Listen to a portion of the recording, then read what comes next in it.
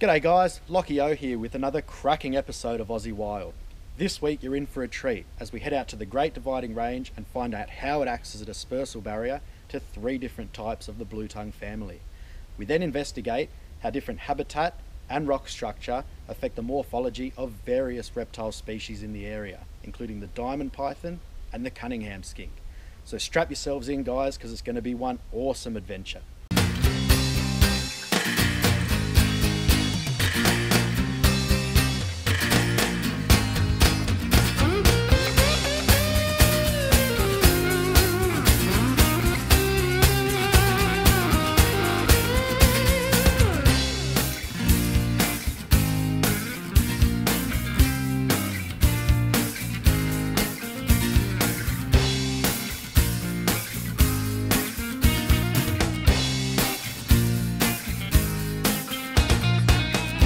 So here we are at our first site, only 40 minutes outside the Sydney CBD. Now this place, the main strata type is wet sclerophyll and sandstone based, and I know for a fact that this place is slithering with the first snake on our species list. Well, the birds are out and I'm guessing the snakes are as well, so let's get into it, eh? Check out this absolute gem of a species I've just uncovered. This is the diamond python, and what a diamond python at that. Check out the colours on this guy. Oh, come on mate, easy there. Now these guys, they're known to get well and truly up and over 3 metres long, but you're more than likely probably going to find them around the 2 metre mark. However, this guy's probably well over that. They've got a lot of food choices to choose from in the Australian bush.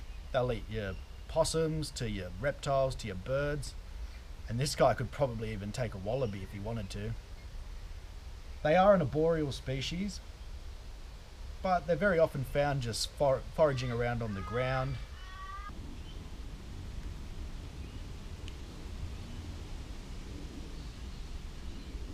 Now some of you are probably wondering, why did I choose the diamond python for this project? Well, here's a fun fact for you.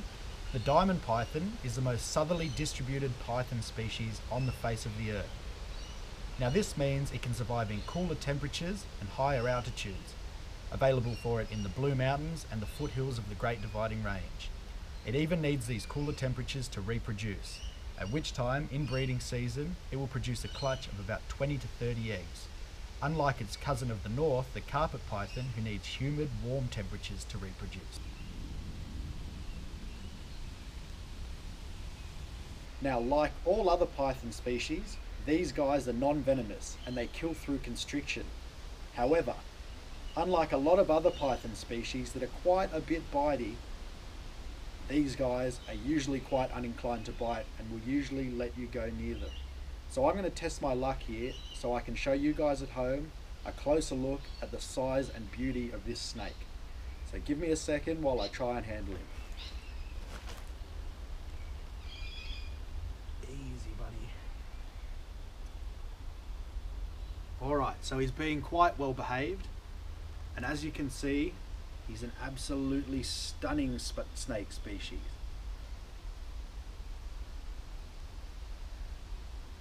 And I wasn't lying when I said he was about 2.5 metres long. Look at that. What a magnificent snake species.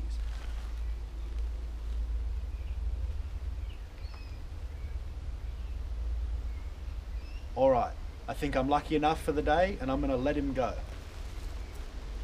Easy, mate.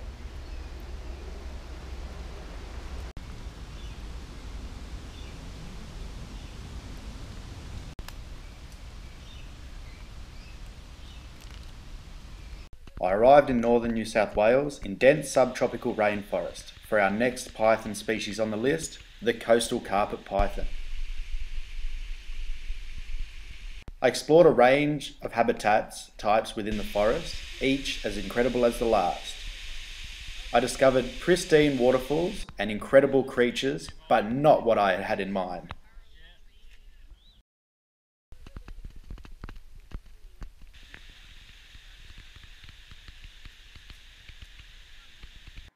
I even searched high up in the canopy, but to no avail.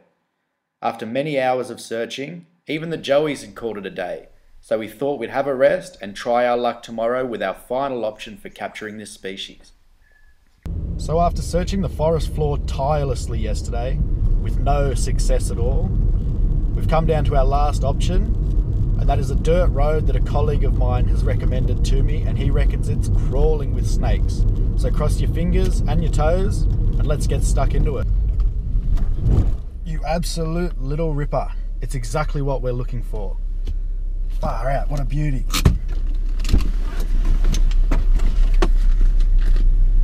This guy here, he's the carpet python. He's a very close relative of the diamond python that we just spoke about, except these guys are renowned for being far more feisty. Lucky for me, it's winter. Now these guys, you'll find up north in a far warmer, more humid environment. Typically you'll find them north of Coffs Harbour, and anywhere below that where the two ranges overlap, they will breed with each other, and they'll create an integrate form of a diamond carpet python cross. Now this is by far one of the most relaxed carpet pythons I've ever seen, and I'm definitely going to say it's because it's cold and it's winter. Now I'm going to try and pick him up. Hopefully for me, he's definitely not as aggressive as I think he might be. No, he's very well relaxed. So if you want to have a quick look here, I'll bring him closer to the camera for you.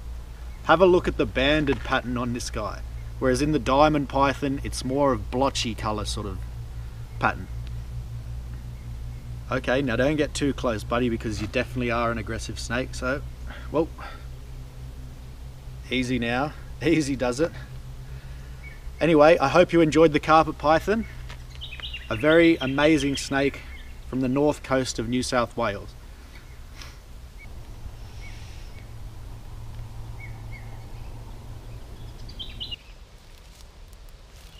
What a great little bluey. This here is the common or eastern blue-tongued lizard, Tiliquus gincoides. This guy has the largest and most easterly distribution out of the three members of the Tiliqua genus that I'll be showing you throughout this video.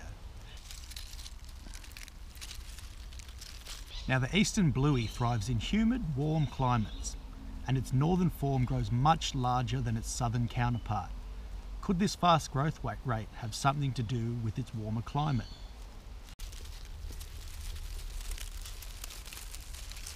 Unlike the western, more alpine forms of this genus, who tend to thrive in more arid conditions in general. This is because their scale size is not conducive to humid conditions. In captivity, this can cause scale rot. Now, as you can see, this guy is very slow moving, as it's not a very warm winter's day. More importantly though, you can also notice that he's recently lost his tail. Now this is often used as a food source to get through hibernation. I'm very surprised that a guy of this size, very small, has survived the winter without it. Although you can see he's very, very skinny at the moment.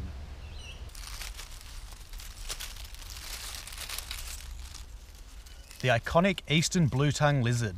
What an absolute beauty.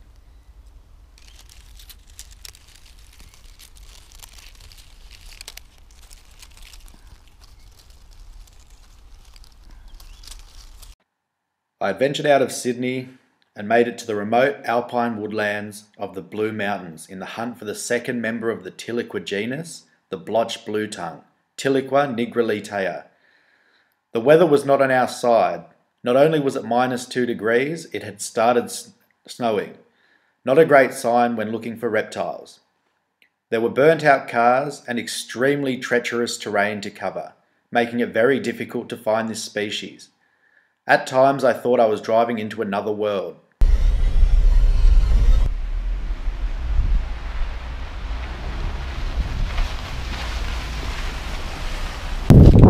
So we finally arrived at our next site in the Blue Mountains, the foothills of the Great Diamond Range. Some of you are probably thinking, how on earth are you going to find reptiles up there? It's bloody freezing. Well, we're looking for the alpine blotched blue-tongue, and this guy, he's accustomed to the cold and he actually has cold tolerance. So let's get out there before I freeze to death and